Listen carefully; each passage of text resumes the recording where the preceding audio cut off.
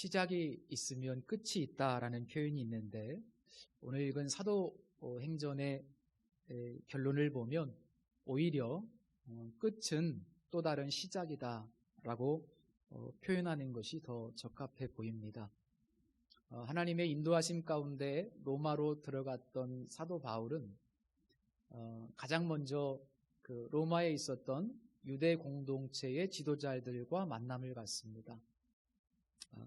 그런 다음에 약 2년 정도 셋집에 머물면서 하나님의 복음을 증거하게 되는데요. 사실은 아주 관대한 대우를 받은 겁니다. 영외의 셋집에 머물었다는 것은 그런 의미고요. 또 언젠가 한번 말씀드린 대로 이 셋집은 로마 제국에서 제공하는 것이 아니었기 때문에 자신이 직접 월세를 내야 되는 상황이었고, 또 심지어 생활비 전체도 자신이 직접 감당해야만 하는 그런 상황이었습니다. 그 당시 시스템 자체가 그랬습니다. 아마도 상당한 비용이 들었을 텐데 사도 바울은 어떻게 그 비용을 충당했을까?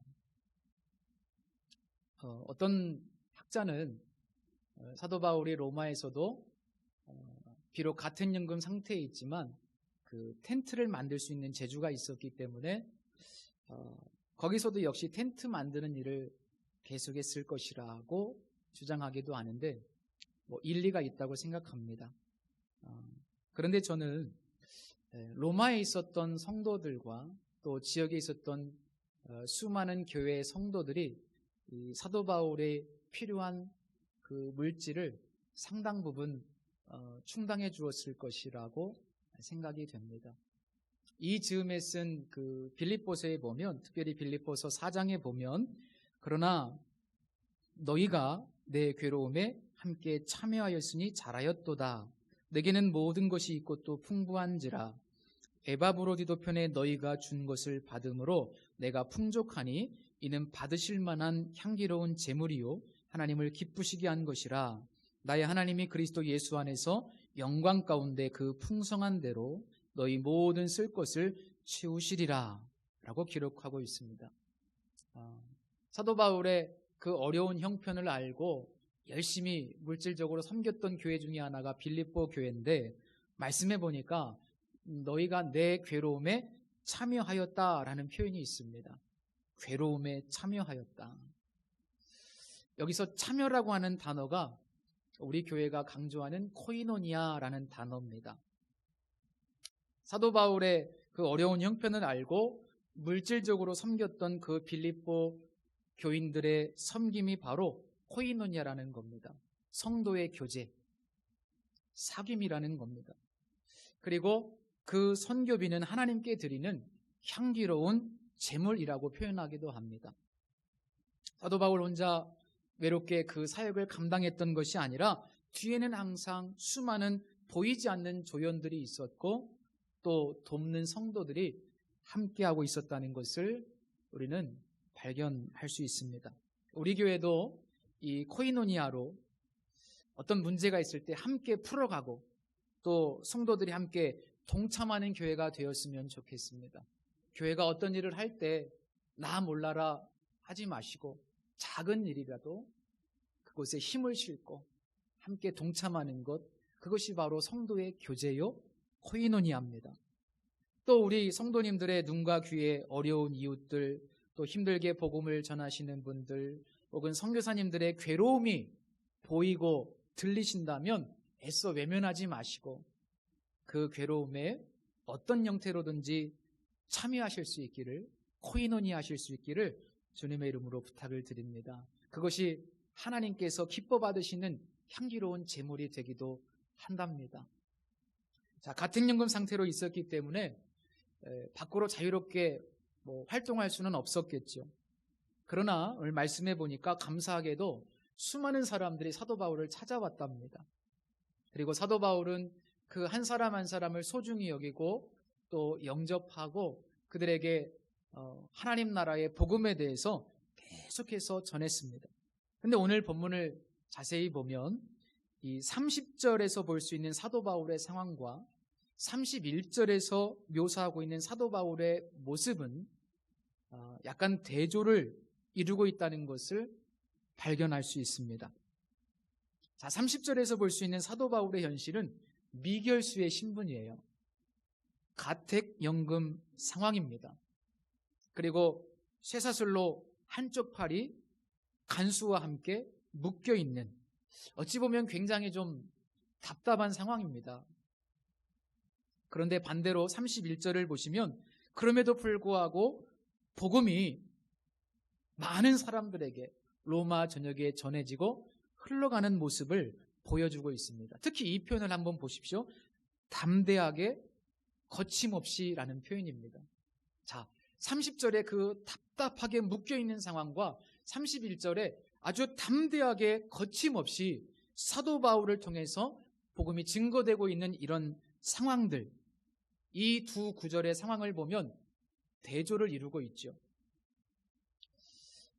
당시 사도행전은 1차적으로 데오빌로라고 하는 사람에게 쓰여졌고 그가 속해 있는 교회 공동체를 위해서 쓰여진 겁니다. 1차적으로는 그렇습니다.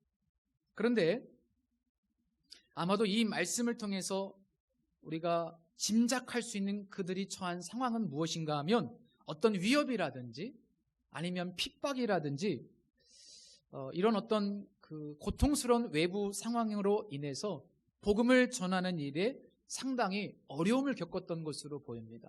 굉장히 위축되어 있었던 것으로 보입니다.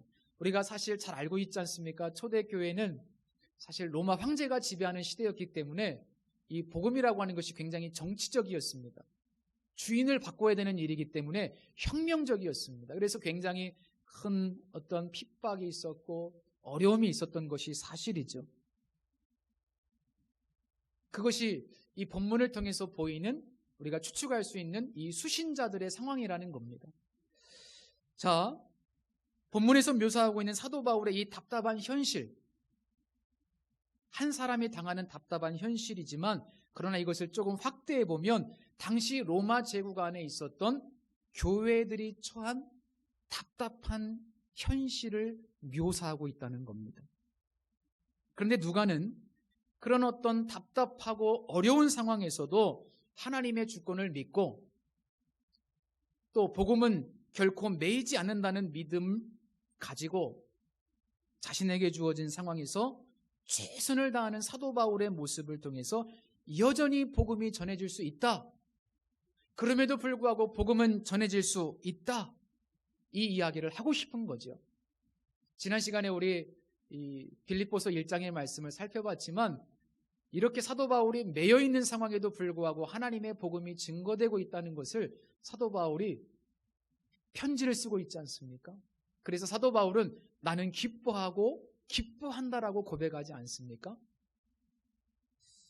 그런 면에서 이 결말은 이런저런 상황으로 인해서 위축되고 낙심한 교회들, 복음을 전하는 일에 소극적인 교회와 성도들에게 다시 한번 용기와 희망을 주고 그럼에도 불구하고 하나님 살아계시니 그럼에도 불구하고 복음엔 능력이 있으니 하나님이 하시니 다시 일어서서 그럼에도 불구하고 복음을 전해야 된다라고 우리들에게 도전하고 있다고 볼 수 있습니다. 이번 주에 우리 지방의 어떤 목사님께서 추천해 주신 책을 읽었는데 제목이 비법은 없다라는 책이에요. 그 책을 제가 한번 쭉 읽어보면서 많이 도전도 됐고 은혜를 받았습니다. 근데 그 책에 보니까 현재 한국교회가 직면하고 있는 여러 어려움 중에 크게 주요한 4가지의 어려움을 기록하고 있더라고요. 첫 번째가 뭔가 하면 서서히 다가오는 무시무시한 교회의 적, 고령화. 고령화를 서서히 다가오는 무시무시한 교회의 적이라고 표현했습니다.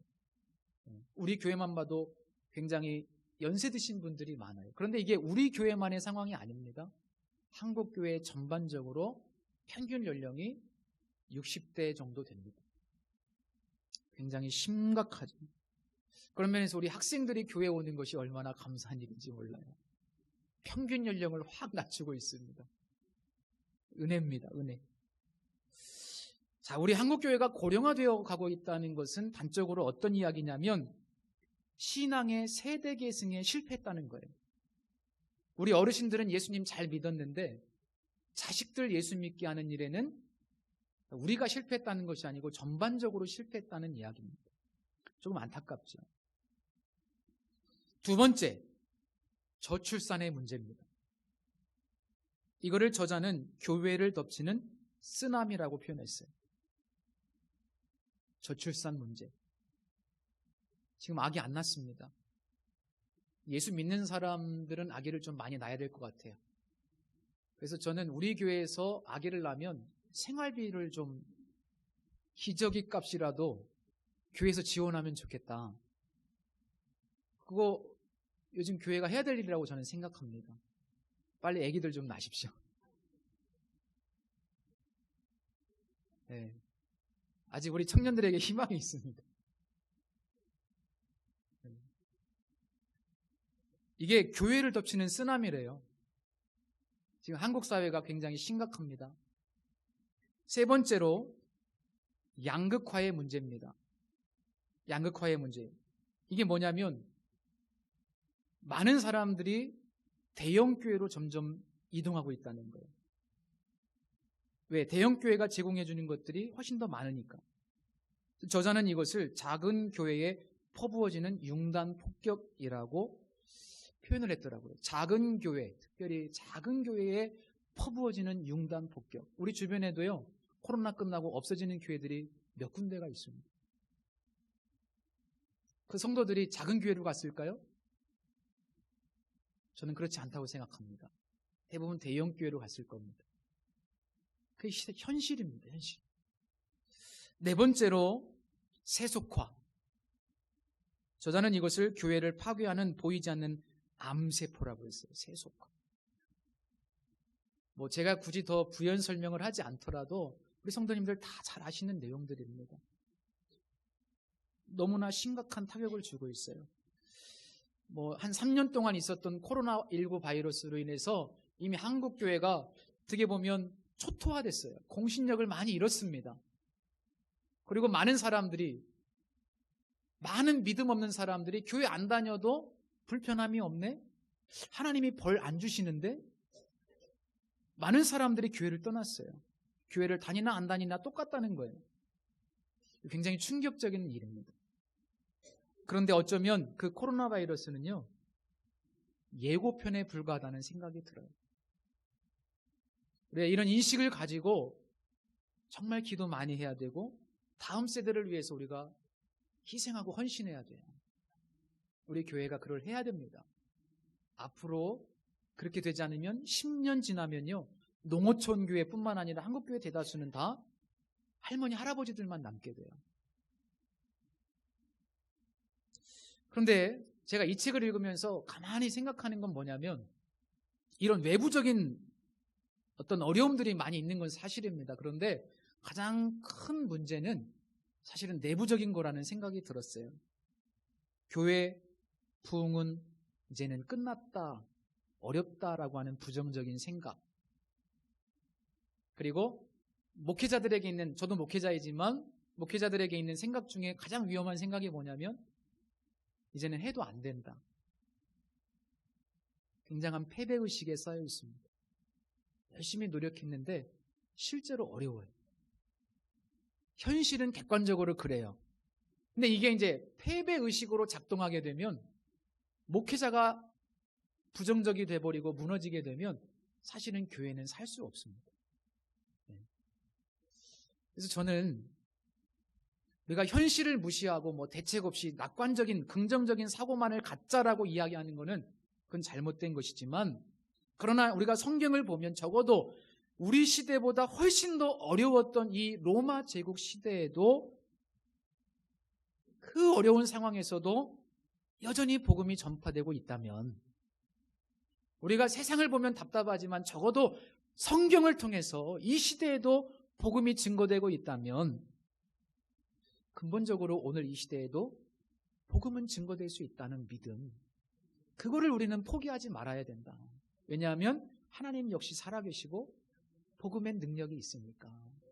그래서 우리 비전교회, 우리 작은 교회지만 그러나 그럼에도 불구하고 이런 어떤 믿음을 우리가 포기하지 말고 계속해서 기도하고 우리가 할 수 있는 일들을 해야 된다고 생각합니다. 그래서 어떻게 보면 누가는 그 당시에 복음의 시간이 지나면서 조금씩 무관심해지는 초대교회 성도들에게 또 의기소침해 있고 수동적인 자세로 일관하는 그 성도들에게 이 말씀 앞에서 다시 한번 용기를 가지라고 도전하고 어떻게 보면 회개를 촉구하고 있는지도 모르겠습니다.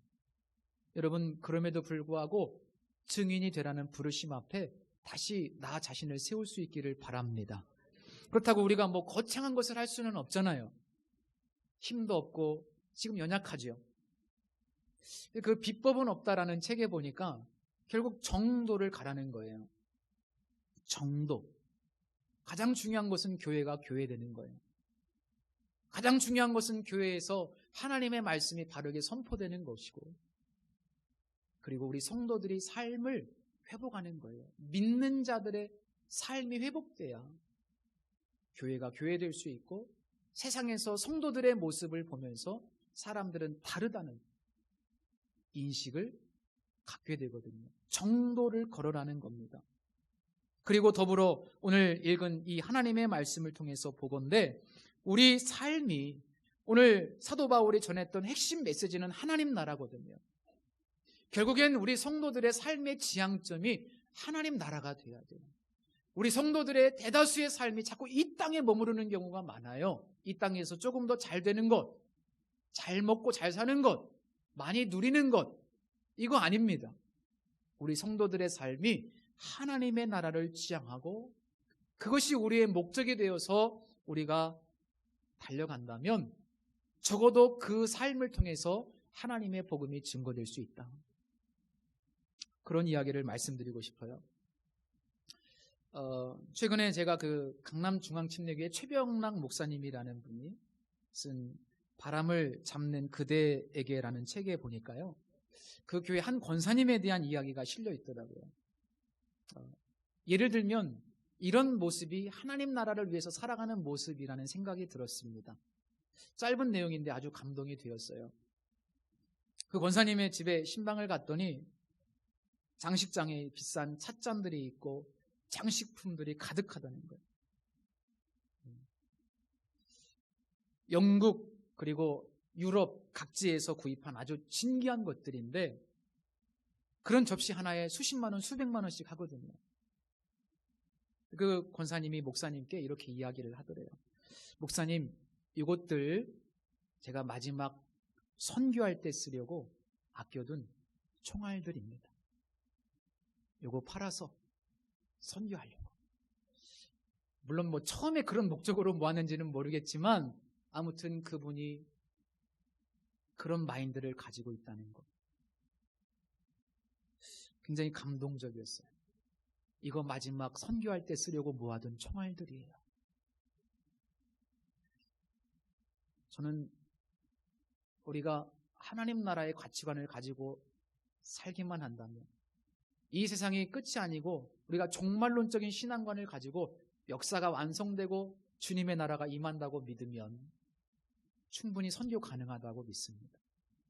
오늘 우리가 우리의 삶의 자리에서 하나님 나라, 사도 바울이 이 하나님의 나라를 전파하면서 하나님 나라의 가치관을 가지고 자신의 인생을 걸어갈 때 그의 인생을 통해서 하나님이 역사하셨던 것처럼 우리 인생이 바뀌면, 우리 인생의 가치관이 전환되기만 하면 충분히 한 사람의 삶을 통해서도 하나님의 역사가 일어날 수 있다고 저는 믿습니다. 두 번째로 이 본문을 묵상해 보면 대조를 이루고 있는 것이 또 하나 있습니다. 그것은 바로 거대한 로마 제국과 아주 작은 사도 바울, 이 한 사람의 존재, 이게 대조를 이루고 있습니다. 이 사도행전을 기록한 누가는 큰 것과 상대적으로 너무 작은 존재의 대조를 통해서 무엇인가를 우리에게 말씀하고 싶어 하는데, 저는 이 말씀을 묵상하다가 무릎을 탁 쳤어요. 왜냐하면 이 큰 것과 작은 것의 대조가 누가가 쓴 복음서에 기록되어 있거든요. 여러분 생각나시는 거 뭐 없을까요? 저는 묵상하는 가운데 겨자씨의 비유가 생각났어요. 누가복음 13장에 보면 이 하나님 나라의 비유, 겨자씨의 비유가 있습니다. 하나님 나라가 무엇과 같을까? 내가 무엇으로 비교할까? 마치 사람이 자기 채소밭에 갖다 심은 겨자씨 한 알 같으니 자라 나무가 되어 공중의 새들이 그 가지에 깃들였느니라.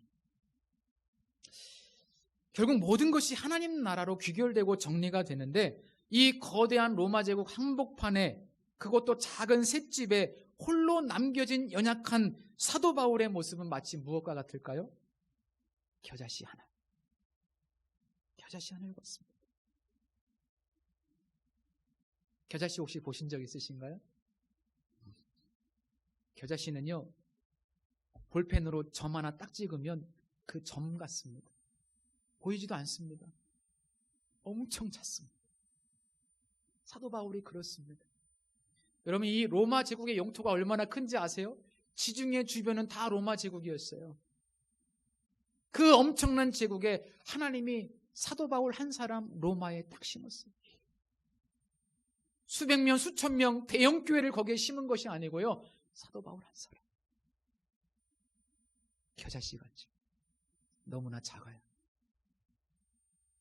그런데 마치 겨자씨가 자라서 큰 나무가 되고 거기에 많은 새들이 와서 깃들게 되는 이 놀라운 비유의 내용처럼 하나님은 우리가 이 말씀을 보면은 뭔가 결론을 맺고 있는 것 같지 않지만 그러나 분명히 겨자씨 한 알 같은 이 존재를 통해서 로마 제국은 복음화될 것이다. 큰 나무가 될 것이다. 그래서 결국은 역사 속에서 300년, 400년이 지나면 이 로마는 기독교 국가가 됩니다. 참 놀랍지 않습니까? 성도 여러분, 우리는 그저 그런 존재가 아닙니다. 우리는 하나님께서 우리의 삶의 자리에 이 지역에 하나님께서 심으신 겨자씨 한 알 같은 존재. 우리의 작고 초라한 모습, 내 자신을 보면요, 너무 초라합니다. 저도요, 제 자신을 보면 너무나 초라해요. 그런데 하나님은 우리에게 예수 그리스도 그 복음의 생명을 심어주셨어요. 여러분, 생명의 특징이 뭡니까? 생명의 특징은요, 또 다른 생명을 낳습니다. 똑똑해야 아기 낳나요? 돈 많아야 아기를 낳나요? 아니요. 생명이 있으면 아기는 낳는 거예요. 복음의 생명이 있으면 거기에서 능력이 나오게 되어 있습니다.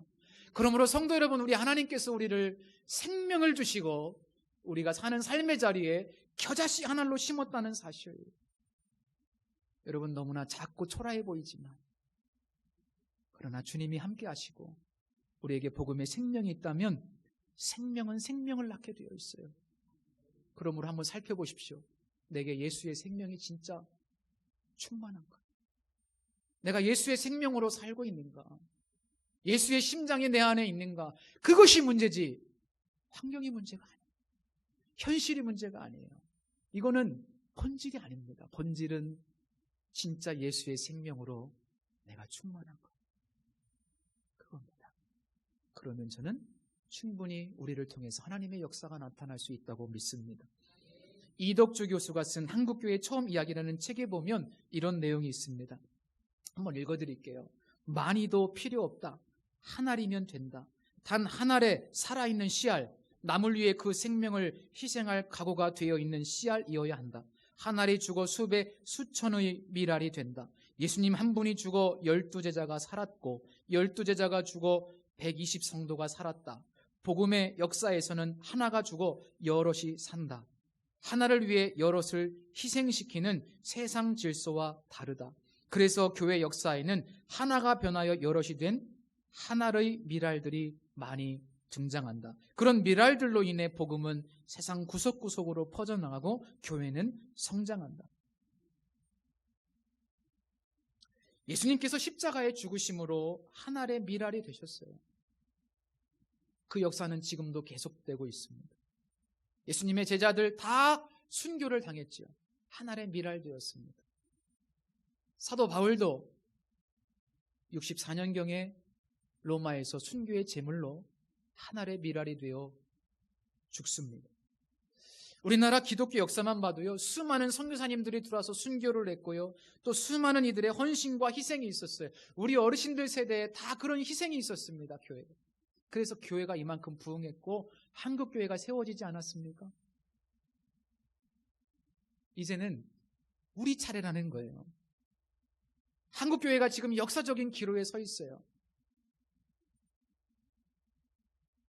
그런데 이제 우리가 하늘의 미랄이 되면, 비록 작은 존재이지만, 그런데 분명히 하나님 역사하신다. 미랄이 되셔야 돼요. 그래야 우리 비전교회도, 그리고 우리가 섬기는 한국교회도 다시 부흥할 수 있게 되는 겁니다.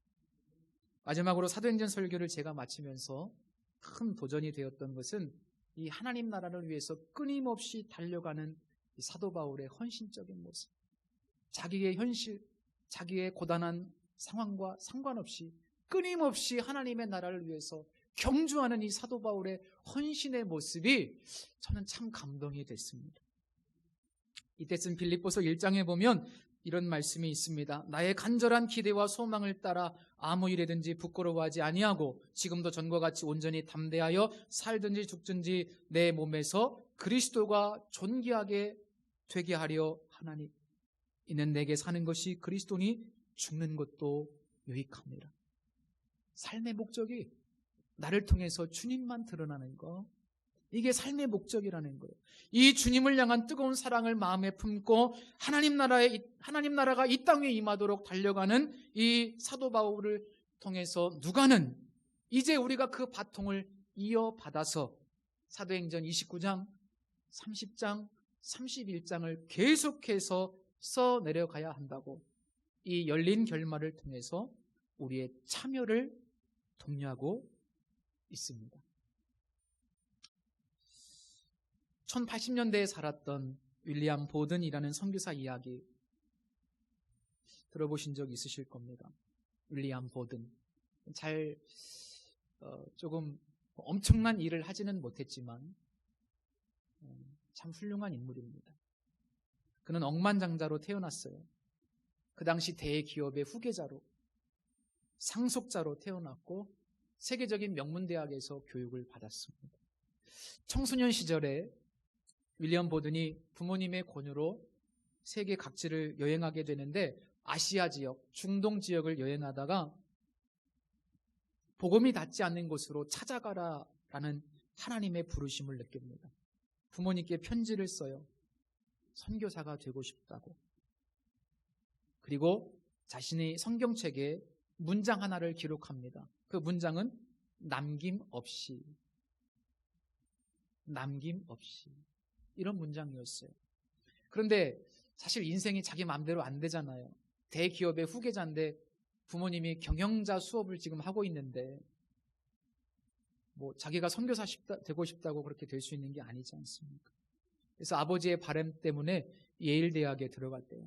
그런데 대학에 들어간 후에 기도 모임을 시작하고 성경 읽는 모임을 시작하게 되는데, 4학년이 됐을 때는 이 모임이 엄청나게 불어나가지고 무려 1000개의 그 예일 대학 안에 모여서 성경 읽고 기도하는 모임이 1000개나 되었다고 합니다.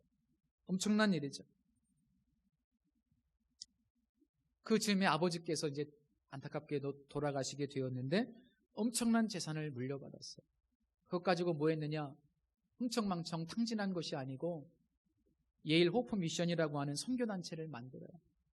그리고 노숙자들과 알코올 중독자들을 갱생하는 그런 사역을 감당합니다. 그리고 그 즈음에 자기 성경책에 두 번째 문장을 기록하는데요. 두 번째 문장은 후퇴 없이.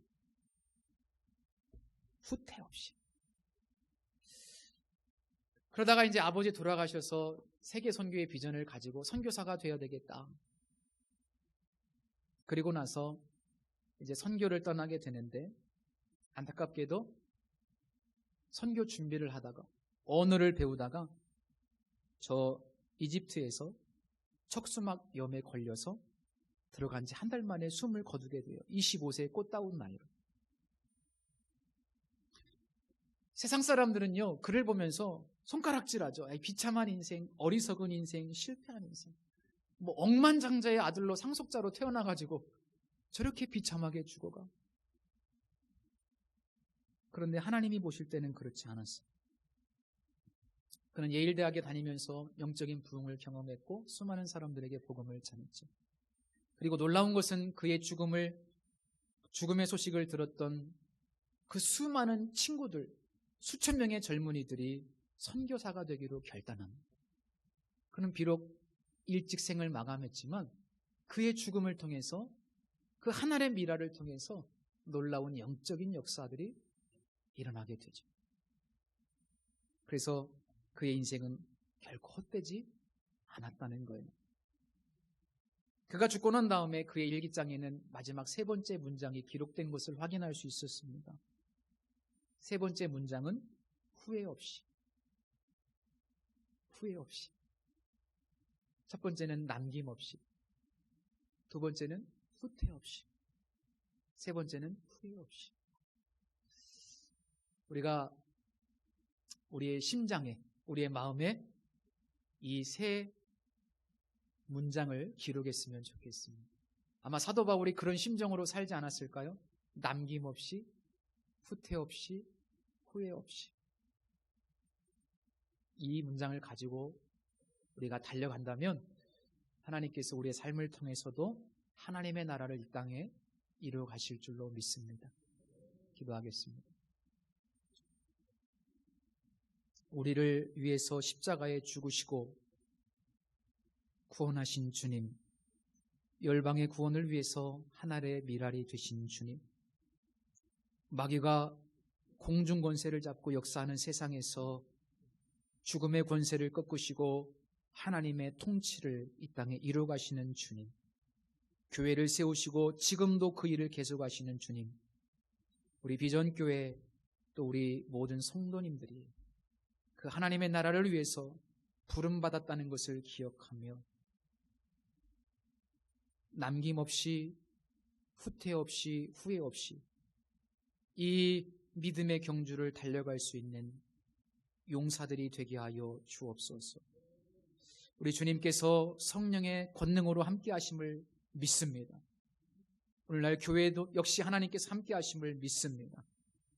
우리가 믿음을 가지고 다시 일어서게 하시고 하나님 나라를 이 땅에 이루어갈 수 있는 우리 모두가 되게 하여 주옵소서. 예수님의 이름으로 기도합니다. 아멘.